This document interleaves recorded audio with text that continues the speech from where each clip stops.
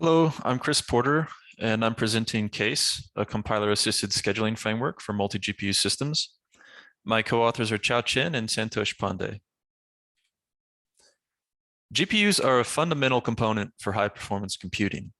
Multiple GPUs per node are now the common case. For example, the most recent HPC system, Frontier, will house one AMD EPYC CPU with every 4 Instinct 250X GPUs. The previous generation supercomputer, Summit, boasted similar hardware. It had 2 IBM Power 9 CPUs to accompany every 6 NVIDIA Volta GPUs. Core and memory capacities haven't stalled either. Very recently, Volta-era GPUs had about 32 gigabytes of RAM, but these are being surpassed by more massive GPUs with memories in the vicinity of 128 gigabytes. That's great, right? More, better. Well, unfortunately, despite this growth, GPUs are still relatively underutilized and expensive. They achieve roughly 30% utilization for many scientific applications, and in terms of cost, they are typically 2x to 5x as expensive as comparable high-end CPUs like Intel Xeons. So GPU VM instances in the cloud might be convenient, but they're also expensive, costing nearly 10x as much as regular VMs. Because of this, there's still a need today to improve GPU utilization. And a key reason why this hasn't been so easily solved is because scheduling multiple CUDA tasks on one device is unsafe because it can lead to out-of-memory errors on the GPU device.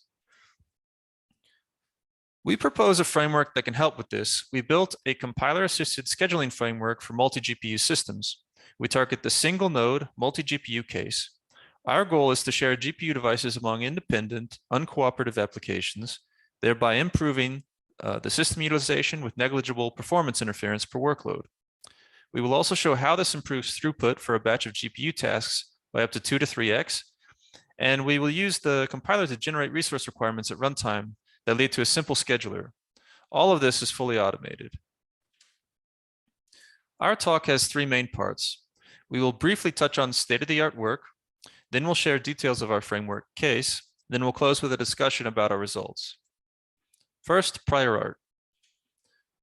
There's a significant amount of research that has gone into various aspects of GPU sharing, utilization, and performance. Slurm, FLEP, and NVIDIA MPS are 3 very different types of solutions, but which help illustrate a tradition of more effective multiprocessing with GPUs. So Slurm is a job queuing tool. It's concerned with resource reservation, and it's not GPU specific, but it does support systems with multiple GPUs per node, and it enables users on shared systems to reserve a subset of available GPUs, and thus, in effect, share them. It's conservative, ensuring that different users are guaranteed the GPUs requested for the duration of a job. FLEP solves a different problem, but it's still relevant to us because it's concerned with how to share GPUs. It's a kernel slicing technique, which allows for more effective preemption. Subkernels can be preempted and reassigned to higher priority ones. It doesn't solve the problem of how to co-execute multiple GPU jobs on one device. For that, users can take advantage of NVIDIA's multiprocess service. MPS enables simultaneous execution of multiple kernels.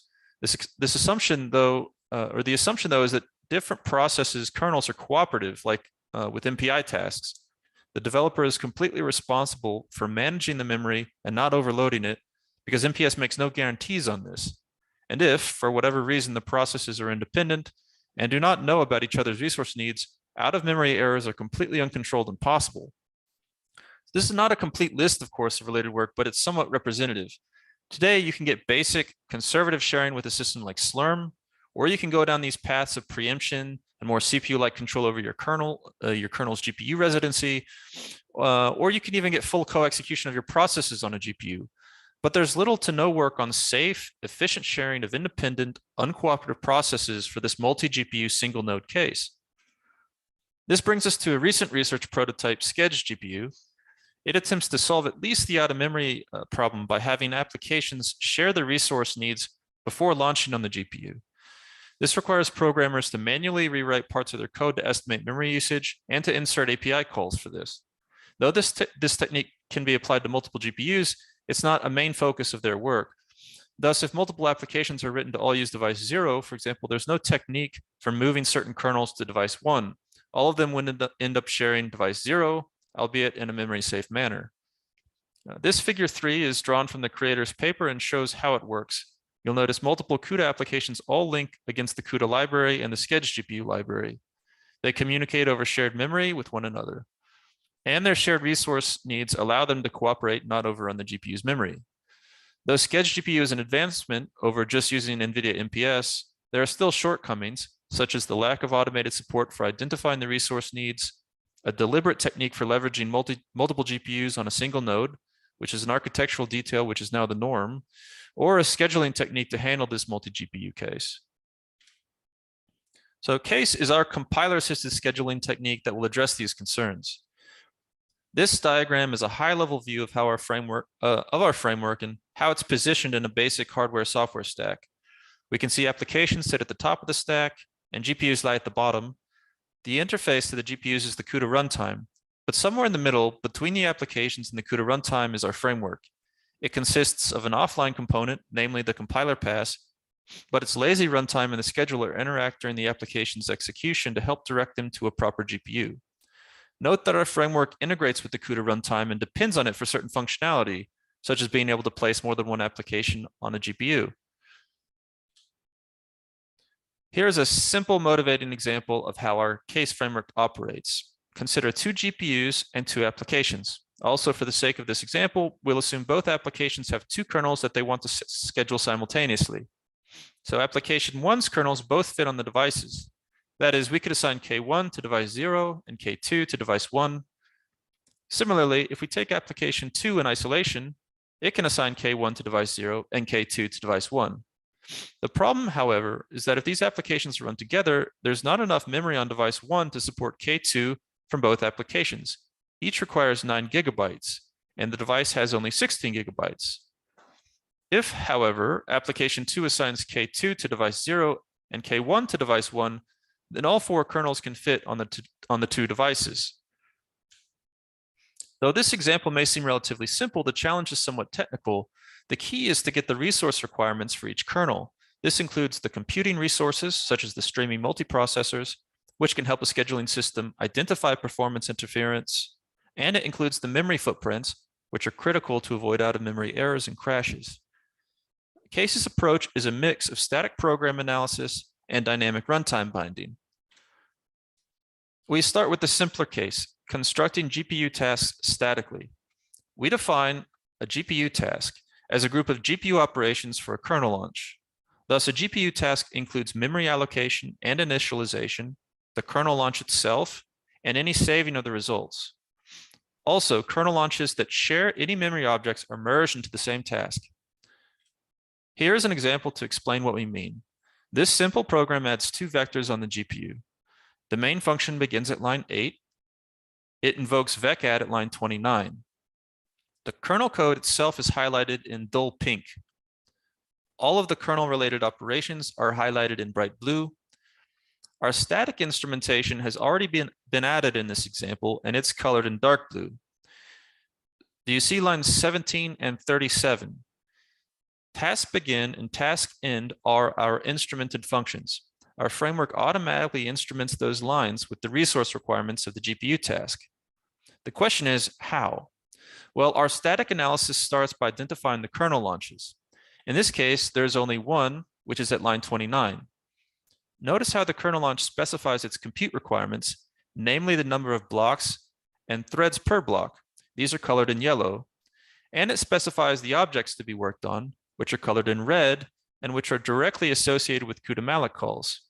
In other words, the parameters to the kernel launch tell us the compute and memory requirements of the kernel, and we just need to ensure that we instrument the code with said information just before the task begins. We rely on def use analysis to identify the definition points and participating variables of the GPU task. I'll show how we can use this resource information shortly, but before that, let me show you how we have to do this for a slightly more difficult example. Static analysis may not always work, so we have to delay certain CUDA operations until runtime. Here we have a similar code example. But the CUDA malloc calls are inside of an init function starting at line 6. This kind of code pattern is common, and in fact, it makes static analysis more difficult because our go-to technique, namely def use analysis, does not play nicely in interprocedural cases. So what we do is we replace CUDA malloc with our own lazy malloc call.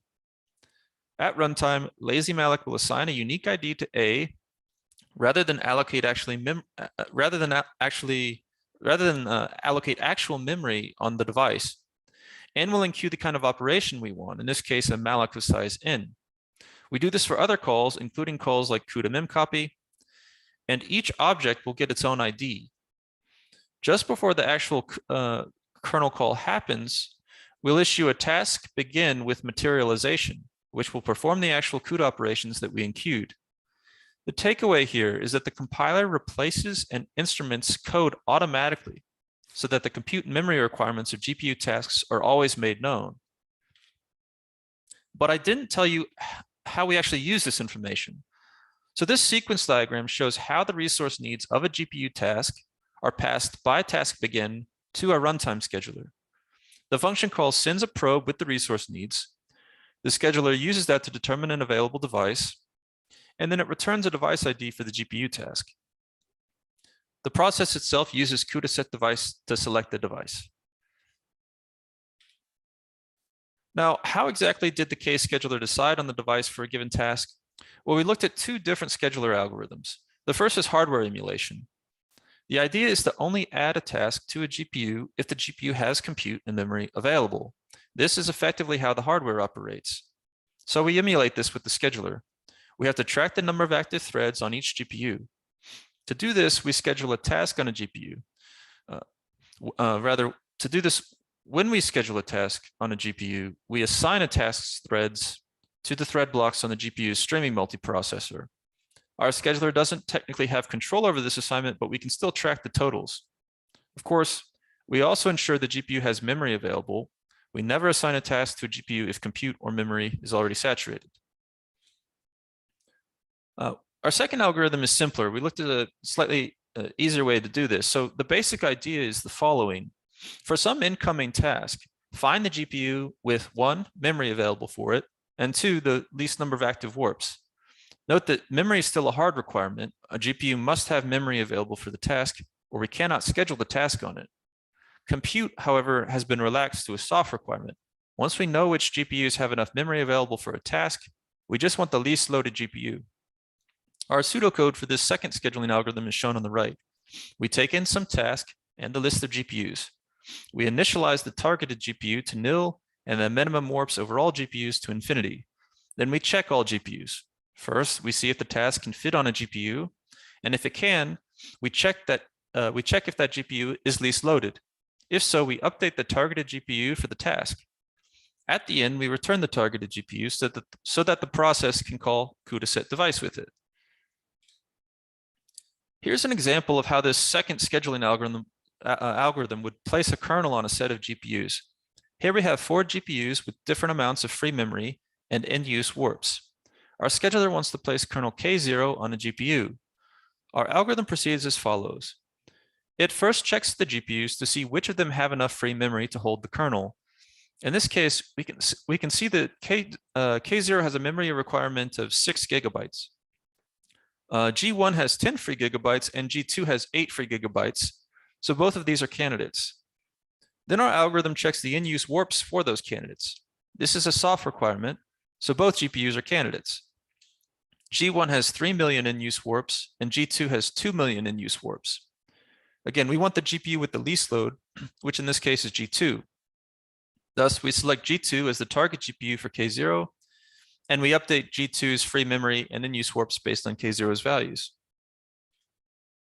Let's move into the evaluation. We use 2 different systems, one with 2 Pascal GPUs and one with 4 Volta GPUs. Both the P100 and V100 GPUs have 16 gigabytes of RAM. The V100 is newer, however, and has more features and more CUDA cores as well. The CPUs used for both systems are comparable, though the 4 GPU system benefits from more system memory. By using these 2 different systems and both a 2 and 4 GPU node, we were able to test that case continues to show benefits on larger systems and for the newer architectures. We tested with 2 different kinds of workloads, Rodinia, which is a traditional benchmark suite for parallel computing, and Darknet, which is a neural network framework that we can run neural network loads on. We created mixed workloads for Rodinia based on 7 benchmarks in the suite that have realistically large kernels. We randomly selected jobs, either in sets of 16 or 32, and with varying ratios of large to small jobs. Large for us is considered 4 to about 12 gigabytes. Small is memory footprints of 1 to 4 gigabytes for a kernel. And for Darknet, all of our workloads are 8 jobs of a homogeneous type, namely neural network training, neural network prediction, real-time object detection, or text generation. We compared against 3 other schedulers. Single assignment is similar to job queuing systems like Slurm. It can only assign 1 kernel at a time to a GPU.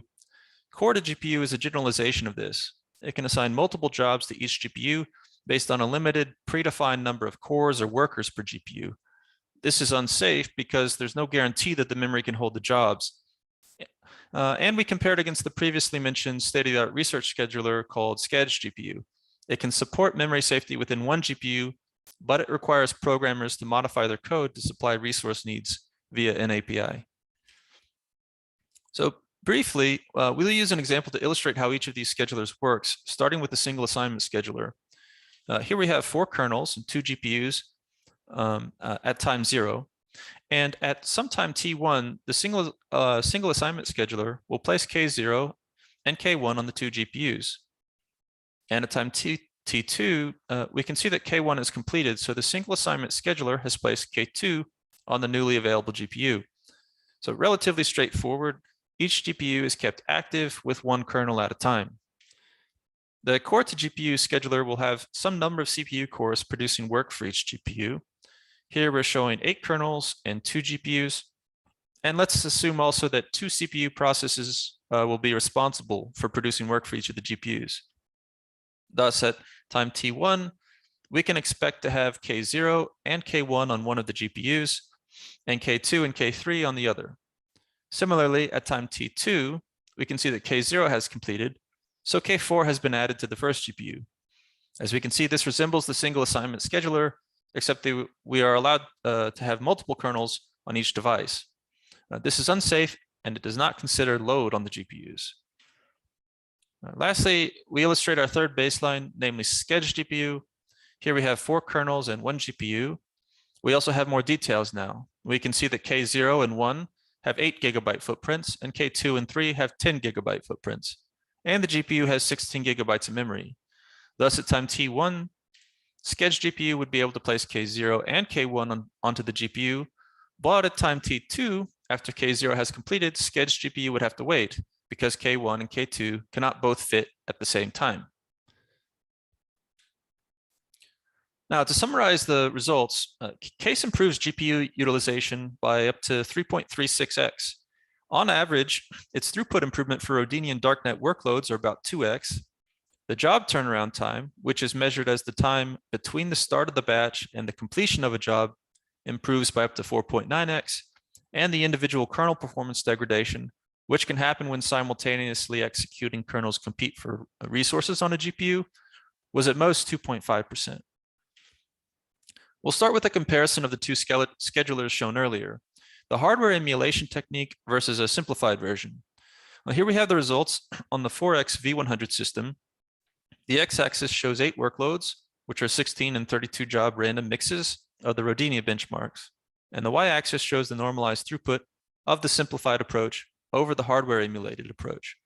What we observed is that, in general, holding back jobs when GPU compute is saturated does not yield any significant benefit. Rather, it's better to add the jobs, given that there's memory available, and allow the hardware to handle the co-located jobs. The gains are modest, but significant enough to prefer the simplified approach. As we can see here, the average improvement hovers around 1.25x for these workloads. Now this graph shows our throughput results on the Volta system on the Rodinia benchmarks. All the rest of the results were using the simplified scheduler here. Now the x-axis shows, again, the 8 workloads, which are the 16 and 32 job random mixes of the Rodinia benchmarks. And the y-axis shows the normalized throughput over single assignment. In all cases, except workload 1, CASE outperformed both the single assignment and core to GPU schedulers. In workload 1, the CG scheduler happens to schedule more kernels on a GPU without causing a crash. And so it executes slightly faster. Now, the average improvement over single assignment is roughly 2x for Case, and Case achieved up to 2.5x improvement over the single assignment on workload 5. Now, this graph shows the Volta system's throughput improvement on Darknet. In this graph, the results are normalized against SchEduling. The x-axis shows the neural network task, the 8-job homogeneous mixes, and the y-axis shows the normalized throughput. Case achieved an average of roughly 2x over SchEduling. The peak is a little over 3x for the text generation task. In the case of real-time object detection, the tasks are significantly smaller and shorter than the others because the responses from the network must be fast by design. Thus, for these, there was little interference among the jobs, regardless of placement, and both schedulers performed similarly. In summary, we presented Case, a fully automated GPU scheduling framework for uniformly and transparently managing GPU resources. It combines static analysis, a lazy runtime, and a scheduler. It guarantees memory-safe execution of uncooperative processes, and it shows strong performance improvements, 2.5x boost in throughput, over 3x in GPU utilization, and almost 5x in job turnaround time. Our artifact is available on Zenodo, and we also have follow-on work appearing in GPGPU 2022 that applies Case to NVIDIA's new multi-instance GPU feature, and which shows similar improvements. Thank you for listening.